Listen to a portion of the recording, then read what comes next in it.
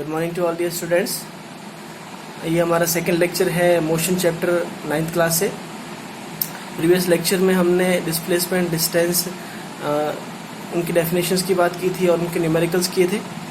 इस लेक्चर में हम मोशन के टाइप्स के बारे में डिस्कस करेंगे, uniform and non uniform motion और speed and velocity and average speed and average velocity. Okay, so start करते हैं। स्टार्ट करने से पहले ये समझते हैं कि यूनिफॉर्म मोशन क्यों पढ़ना चाहिए, नॉन यूनिफॉर्म मोशन क्यों पढ़ना चाहिए। ठीक है, तो हमने देखा कोई भी ऑब्जेक्ट की दो तरह की फिजिकल स्टेट हो सकती है। पहला थी रेस्ट और दूसरा थी मोशन। अब रेस्ट का मतलब ये कि इसकी कोई स्पीड नहीं है, मतलब स्पीड, वेलोसिटी सब कुछ जीरो है, तो ये ऑब्जेक्ट पड़ा है। अब दूसरी बात करते हैं मोशन की। अब मोशन आप देखिए, आपने ऑब्जर्व किया हो अपने रियल लाइफ में, जिंदगी में मोशन बहुत तरह के होते हैं। कोई भी ऑब्जेक्ट किसी भी तरह से मूव कर सकता है, कितनी भी डिस्टेंस, कितने भी टाइम इंटरवल में कवर कर सकता है। कोई ज़रूरी नहीं कि equal distance, equal time interval के अंदर कवर करें। ठीक है ना, जैसे एक बॉल को आप किसी फ्लोर से नीचे ड्रॉप करते हो तो उसकी अलग अलग टाइम इंटरवल के अंदर अलग अलग स्पीड होती है, सही कि नहीं। कोई ट्रेन अलग स्पीड से जाती है, कोई कार अलग स्पीड से जाती है। रोटेशन मोशन वगैरह आप आगे जाके हायर क्लासेस के अंदर पढ़ेंगे, बहुत तरह के मोशन होते हैं। तो हम यहाँ पर मेनली दो तरह के मोशन की स्टडी कर लेते हैं कि मोशन भी दो तरह से डिवाइड हो सकता है। फर्स्ट है यूनिफॉर्म मोशन एंड सेकेंड है नॉन यूनिफॉर्म मोशन। ठीक है, तो हमने यहाँ पर मोशन को दो तरह से डिवाइड किया, uniform motion and non uniform motion. Uniform motion का मतलब वो कि अगर एक ऑब्जेक्ट कांस्टेंट स्पीड से जा रहा है, मतलब सपोज कि एक ऑब्जेक्ट ए पॉइंट से रवाना हुआ और बी पे गया, इन दोनों के बीच की डिस्टेंस, दो पॉइंट के बीच की डिस्टेंस 15 किलोमीटर है और ये एक कांस्टेंट स्पीड से गया, ठीक है ना, तो उसको बोलेंगे वो यूनिफॉर्म मोशन से जा रहा है। मतलब अगर एक ऑब्जेक्ट अपनी स्पीड को चेंज नहीं कर रहा है और इक्वल टाइम इंटरवल के अंदर इक्वल डिस्टेंस कवर कर रहा है, तो उसको बोलते हैं uniform motion. Uniform motion simple सा यहाँ पर खत्म हो जाता है। यूनिफॉर्म मोशन के अंदर स्पीड की बात हम करते हैं, वो बात करेंगे, वेलोसिटी की भी करेंगे। अब नॉन यूनिफॉर्म मोशन की बात करें तो यूनिफॉर्म मोशन का मतलब है स्पीड इज इक्वल टू या velocity is equal to constant, and non uniform motion का मतलब है कि स्पीड और वेलोसिटी नॉट कांस्टेंट। ठीक है ना, ये दोनों में डिफरेंस है। इसकी डेफिनेशंस वगैरह की बात कर लेते हैं। फर्स्ट है uniform motion. A body has a uniform motion if it travels equal distances in equal interval of time. अगर एक body equal distance equal interval में कवर करती है तो उसको आप क्या बोलते हो, यूनिफॉर्म मोशन बोलते हो। लाइकवाइज जैसे ए से बी गया ऑब्जेक्ट, 5 मीटर की डिस्टेंस कवर की 2 सेकेंड के अंदर, फिर बी से सी जा रहा है, फिर से 5 मीटर की डिस्टेंस कवर की 2 सेकेंड के अंदर, फिर बी से डी जा रहा है, 5 मीटर की डिस्टेंस 2 सेकेंड के अंदर। तो आप देखिए कि इक्वल डिस्टेंस के अंदर, इक्वल टाइम इंटरवल के अंदर इक्वल डिस्टेंस कवर कर रहा है, तो इसकी स्पीड कांस्टेंट होगी। कितनी होगी? 5/2 मीटर पर सेकेंड। समझ रहे हो, इसी को बोलते हैं कांस्टेंट स्पीड, इसी को बोलते हैं यूनिफॉर्म मोशन। अब यूनिफॉर्म मोशन का ग्राफ किस तरह से बनता है, तो यूनिफॉर्म मोशन का डिस्टेंस टाइम ग्राफ इस तरह से बनता है। आगे जाके हम धीरे धीरे पढ़ेंगे कि ग्राफ भी बहुत तरह के होते हैं। डिस्टेंस टाइम ग्राफ, इसको एक्सटी ग्राफ बोलते हैं, याद रखें आप, एक्सटी dt जो भी ग्राफ आप बोलते हैं इसको एक्सटी ग्राफ। तो किसी भी एक यूनिफॉर्म मोशन, कोई भी ऑब्जेक्ट जो एक कांस्टेंट स्पीड से जा रहा है, उसका डिस्टेंस टाइम ग्राफ हमेशा ऐसा बनेगा। ये क्या शो करता है, देखिए ध्यान से, मैं इस ग्राफ को आपको समझाता हूँ। ये ओरिजिन से स्टार्ट हुआ, अब ये आप देखिए कि एक स्लोप की, इक्वल स्लोप की लाइन जा रही है। ये किसी भी एक यूनिफॉर्म मोशन के ऑब्जेक्ट का डिस्टेंस टाइम ग्राफ, मतलब समझिए जैसे कि 1 सेकंड टाइम की मैं बात करूं तो 1 सेकंड टाइम के ऊपर डिस्टेंस कितनी कवर की, 1 मिनट, सपोज मान लीजिए, 1 मीटर। अगले 1 सेकंड में फिर से डिस्टेंस कितनी कवर की उसने, 2 मीटर, समझे। अगले 3 सेकंड के अंदर डिस्टेंस कितनी कवर की, 3 मीटर। मतलब ईच 1 सेकंड के अंदर 1 मीटर की डिस्टेंस कवर कर रहा है, तो इसका स्लोप हमेशा ऐसा बनेगा। समझ रहे हो कि नहीं। जैसे मैंने ये 5 वाला एग्जाम्पल लिया, ये भी आप ले सकते हो कि स्टार्टिंग के 2 सेकंड के अंदर कितना डिस्टेंस चला, 5 मीटर, तो 5 मीटर की डिस्टेंस चला। अगले 2 सेकंड के अंदर फिर से 5 मीटर चलेगा, 5 और 5 कितना हो जाएगा, 10 मीटर, तो 10 के ऊपर आएगा। अगले 2 सेकंड के अंदर फिर से कितना चलेगा, 5 और 5 यहाँ से करेंगे 5 कितना हो जाएगा, 15। समझ रहे हो कि नहीं। तो किसी भी यूनिफॉर्म मोशन के लिए, मतलब अगर एक ऑब्जेक्ट कांस्टेंट स्पीड से जा रहा है तो उसका ग्राफ हमेशा यूनिफॉर्म मोशन का ऐसा बनेगा। एक्सटी ग्राफ की बात कर रहा हूँ, डिस्टेंस टाइम ग्राफ की बात कर रहे हैं, ठीक है। तो स्पीड का फॉर्मूला क्या होता है, यूनिफॉर्म मोशन यहीं पे खत्म हो जाता है। स्पीड उसकी, इसमें एक ही फॉर्मूला काम आता है स्पीड का, speed is equal to distance upon time. Speed क्या होता है? Distance by time. आपने कितनी डिस्टेंस कितने टाइम इंटरवल में कवर की, उसको बोलते हैं इस ऑब्जेक्ट की स्पीड। अब स्पीड के बारे में बात करें तो स्पीड एक स्केलर क्वांटिटी है। पूछिए कैसे? क्योंकि ध्यान से देखिए, स्पीड स्केलर क्वांटिटी क्यों है? डिस्टेंस कैसी क्वांटिटी? स्केलर। टाइम भी कैसी क्वांटिटी? स्केलर। तो दो स्केलर क्वांटिटी से मिली हुई क्वांटिटी भी क्या बनेगी? स्केलर। बात समझ में आ रही है आपको? तो ये भी वेलोसिटी क्या होती है? एक स्केलर क्वांटिटी होती है, ठीक है। और इसकी ऐसा यूनिट क्या होगी? किसी भी तरह की स्पीड की ऐसा यूनिट क्या होती है? मीटर पर सेकेंड। मीटर पर सेकेंड। एम एस का मतलब क्या है? एम डैश स्लैश एस का मतलब क्या है? मीटर पर सेकेंड। अब बात करते हैं नॉन यूनिफॉर्म मोशन की। A body has a non uniform motion if it travels unequal distance in equal interval of time. अब देखिए, इसी एग्जांपल की अगर बात करूं तो आप देखिए, मैं टाइम को कांस्टेंट रखता हूं कि 2-2 सेकंड के गैप के अंदर आपको फाइंड करना है कि कितना इंटरवल चला। सपोज स्टार्टिंग में 5 मीटर जा रहा है, अगले के अंदर 15 मीटर चल रहा है, उसके अगले के अंदर 25 मीटर चल रहा है। तो देखिए कि टाइम इंटरवल तो कांस्टेंट है, मतलब 2 सेकंड, पहले 2 सेकंड के गैप में कितना चला? 5 मीटर। अगले 2 सेकंड के गैप में कितना चला? 15 मीटर। और अगले 2 सेकंड के गैप में कितना चला? 25 मीटर। ठीक है ना? तो देखिए, इक्वल इंटरवल के अंदर डिस्टेंस अनइक्वल है, तो इसको बोलते हैं नॉन यूनिफॉर्म मोशन। समझे कि नहीं?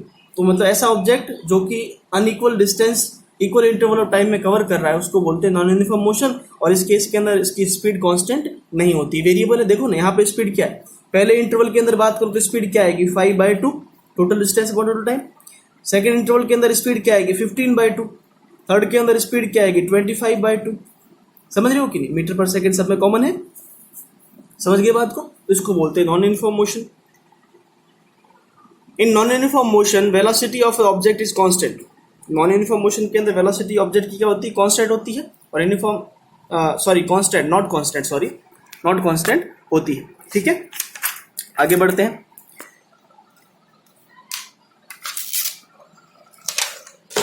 अब नॉन यूनिफॉर्म मोशन का ग्राफ किस तरह से होता है? इस तरह से होता है।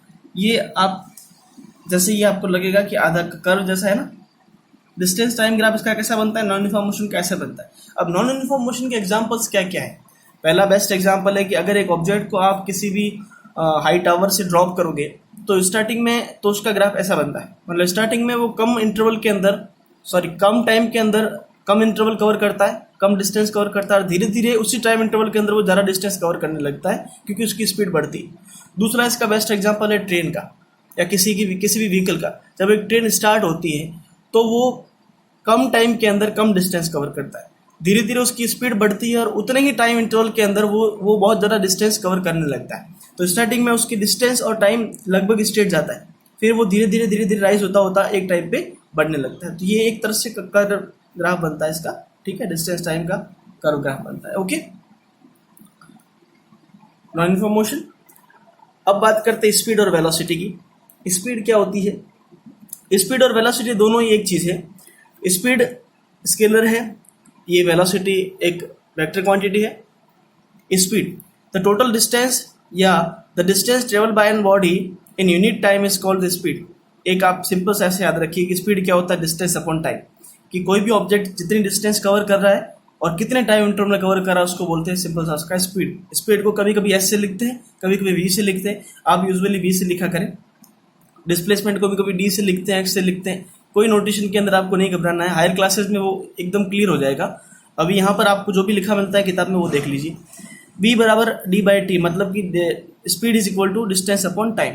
ठीक है, यूनिट क्या होती है? मीटर पर सेकेंड। ऐसा यूनिट होती है मीटर पर सेकेंड स्पीड की। और ये एक ऐसी क्वांटिटी, स्केलर क्वांटिटी है, मतलब स्पीड की कोई डायरेक्शन नहीं होती। क्यों नहीं होती? क्योंकि डिस्टेंस की नहीं होती और टाइम की भी नहीं होती। ठीक है ना। दूसरी velocity, it is defined as the rate of change of displacement, या फिर ऐसे बोले डिस्प्लेसमेंट अपॉन टाइम को क्या कहते हैं? डिस्टेंस या वेलोसिटी कहते हैं।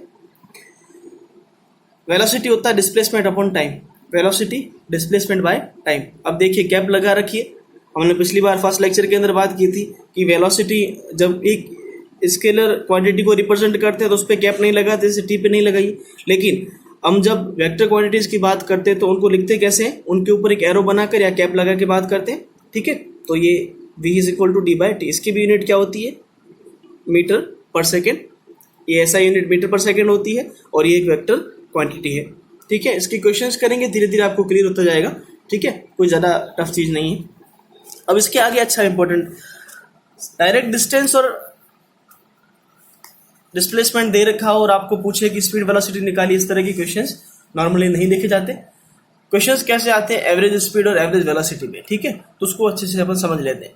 अब एवरेज टर्म का काम में कब लेते हैं? सोचिए, जब हमारे पास में मोर देन वन इंटरवल है या मोर देन टू इंटरवल्स है।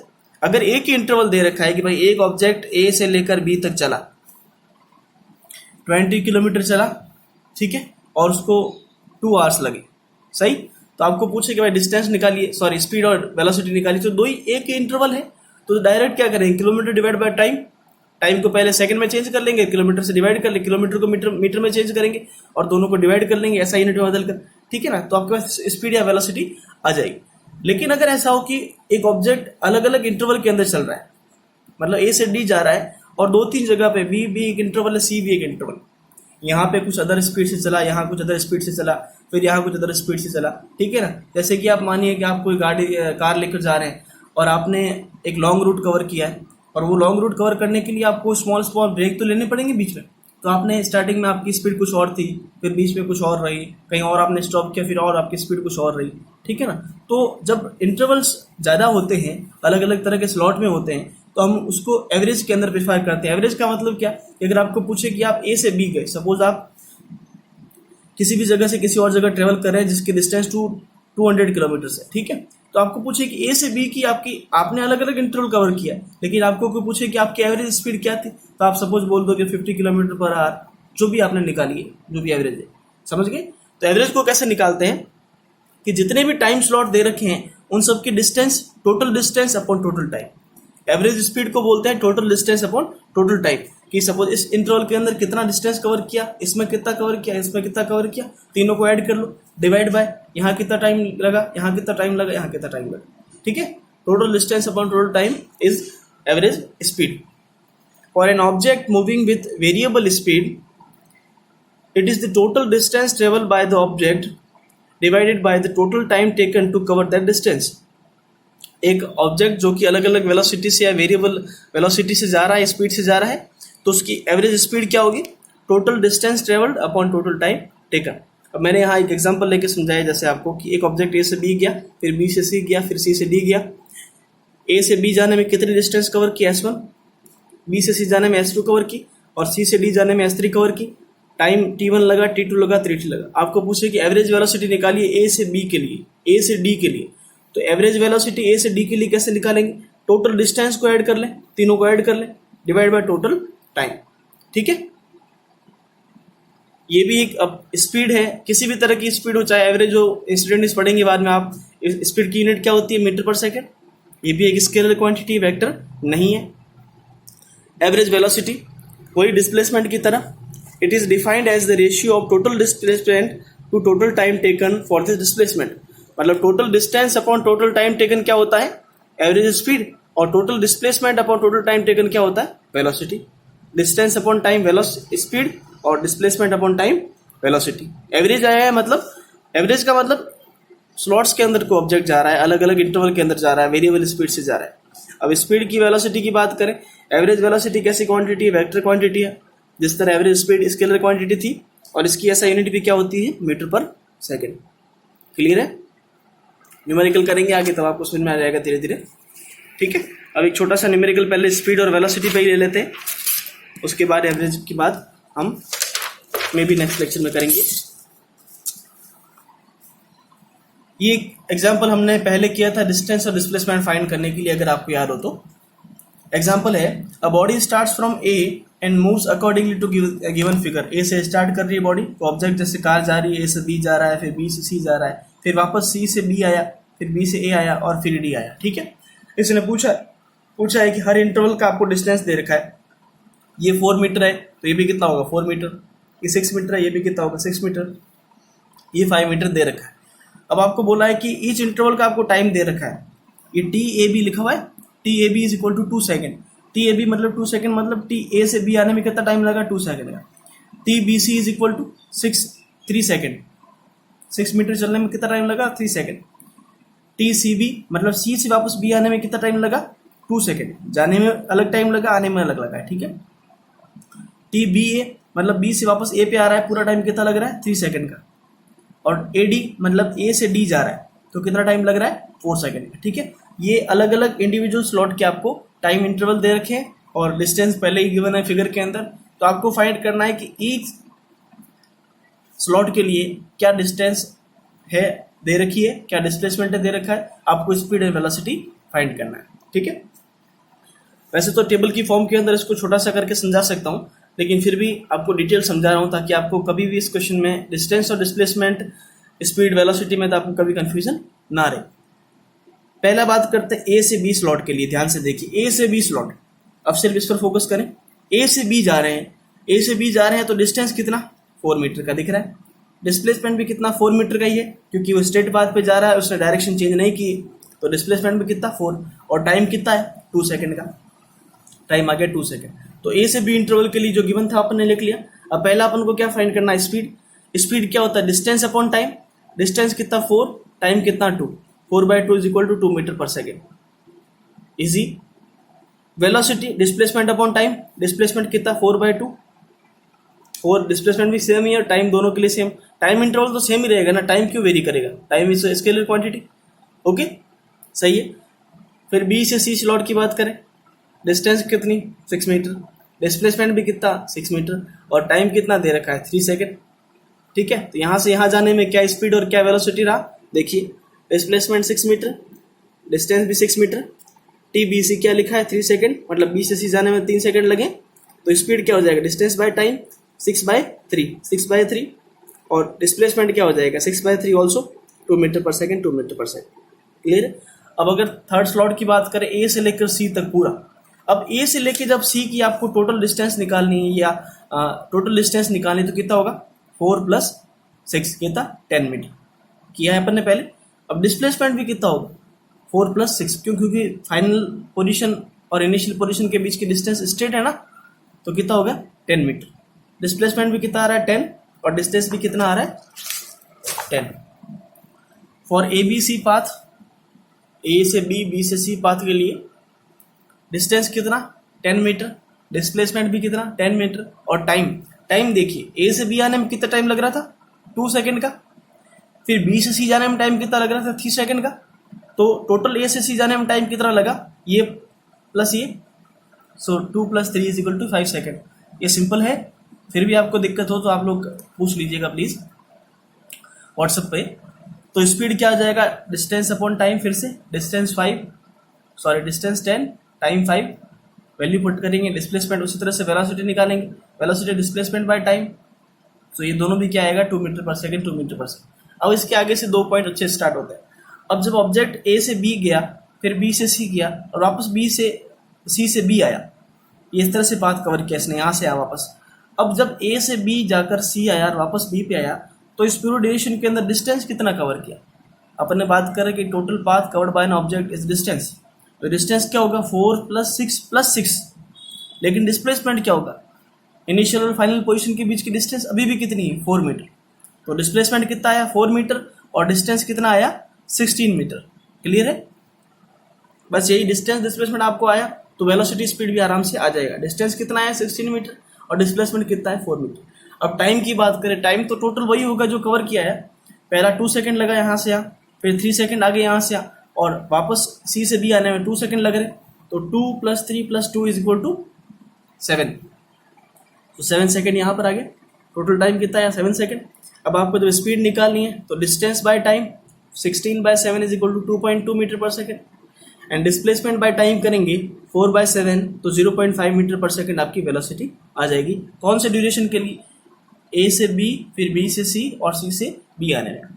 अब फिफ्थ वाला क्या कह रहा है, ए से बी गए, बी से सी गए, सी से वापस रिटर्न ए पे आ गए, ठीक है ना, मतलब जो पाथ कवर किया था वही वापस आपने कवर कर लिया। तो बताइए डिस्प्लेसमेंट कितना, ऑब्वियसली 0, क्योंकि इनिशियल और फाइनल पोजीशन एक ही है। अब डिस्प्लेसमेंट 0 होगा तो वेलोसिटी क्या होगी, वेलोसिटी क्या होता है डिस्प्लेसमेंट अपॉन टाइम, तो वेलोसिटी इज ऑल्सो 0। और डिस्टेंस क्या होगी, टोटल डिस्टेंस अपॉन, तो डिस्टेंस क्या होगी 4 meter + 6 meter + 6 meter + 4 meter, 20 meters, तो डिस्टेंस कितना आ गया 20 मीटर, डिस्प्लेसमेंट कितना 0, और टाइम जो भी टोटल लगा है 10 सेकेंड, स्पीड आया 2, और डिस्प्लेसमेंट कितना आया वेलोसिटी वेलोसिटी कितना आया 0/10 0 मीटर पर सेकंड, इसको ध्यान से रखें। अब यहाँ ध्यान से देखिए कि जिस तरह से डिस्प्लेसमेंट जीरो हो सकता है उस तरह से वेलोसिटी भी जीरो हो सकती है, because they both are vector quantities. Vector quantities आपने बात की है कि वो जीरो भी हो सकती है, नेगेटिव भी हो सकती है, पॉजिटिव भी हो सकती है, ठीक है। अब नेगेटिव केस की बात कर लेते हैं। अब जब ऑब्जेक्ट ए से बी गया, फिर सी जाएगा और वापस रिटर्न बी आया, ए आया, डी पे चला गया, तो आप देखिए ए से डी पूरा घूम के जा रहा है ना, तो टोटल डिस्प्लेसमेंट कितना होगा पहले ये बताइए। डिस्प्लेसमेंट क्या होगा, फाइनल और इनिशियल के बीच की डिस्टेंस, तो ए और डी के बीच की डिस्टेंस कितनी है 5 मीटर, तो displacement is 5 meter. But distance कितना होगा, टोटल जो पाथ आपने कवर किया, टोटल कितना कवर किया 20 और 5 25। बात समझ में आ रही है। अब डिस्प्लेसमेंट की तो डायरेक्शन भी होती है, हम अभी इधर जा रहे थे तो डिस्प्लेसमेंट की डायरेक्शन क्या आ रही थी, पॉजिटिव या नेगेटिव, पॉजिटिव। किसी भी एक साइड को पॉजिटिव मान लो तो दूसरी क्या मानेंगे, नेगेटिव ना। अब वापस इधर आ रहा है तो इस साइड मेजर कर रहे हैं तो डिस्प्लेसमेंट क्या आएगा -5, किया है अपन ने प्रीवियस भी। So distance is 25 meter and displacement is -5 meter. Time फिर से आप टोटल कैलकुलेट करके निकाल लीजिएगा, क्वेश्चन में गिवन है। सो स्पीड आ जाएगा और डिस्प्लेस और वेलोसिटी आ जाएगा। देखिए ध्यान से, वेलोसिटी क्या आ रहा है -5 मीटर, डिस्प्लेसमेंट आया और टाइम 14 सेकंड है, तो -5/14 करेंगे तो -0.35 मीटर पर सेकेंड। माइनस क्या शो करता है कि इस साइड के अंदर वेलोसिटी है, समझ रहे हैं ना। माइनस साइन क्या शो करता है कि मैंने बताया कि फिजिक्स के अंदर माइनस साइन किसी भी फिजिकल क्वांटिटी के आगे लगा है तो पहली बात तो वो क्वांटिटी कैसी है, वेक्टर क्वांटिटी है, एक दो असम्पशंस को छोड़कर, ठीक है ना, उसके बाद में बात करेंगे। वो माइनस साइन क्या शो करता है कि उसकी डायरेक्शन किधर है। सपोज ये अपन ने रेफरेंस पॉइंट ले रखा है तो इस साइड जा रहे हैं तो सारी वेलोसिटी कैसी, पॉजिटिव, और इधर आ रहे सारी वेलोसिटी कैसी, नेगेटिव। इसलिए -0.35 क्या शो कर रहा है कि वो ऑब्जेक्ट जो है, ये ऑब्जेक्ट ये 0.35 वेलोसिटी से इधर जा रहा है, समझे कि नहीं। जो डायरेक्शन आपने ली है, कंसिडर की है, उसकी अपोजिट डायरेक्शन में वो मूव कर रहा है। ओके, आई होप कि आपको ये क्वेश्चन क्लियर हो गया होगा। नेक्स्ट लेक्चर के अंदर हम एवरेज वेलोसिटी, एवरेज स्पीड के न्यूमेरिकल्स करेंगे। Thank you, take care.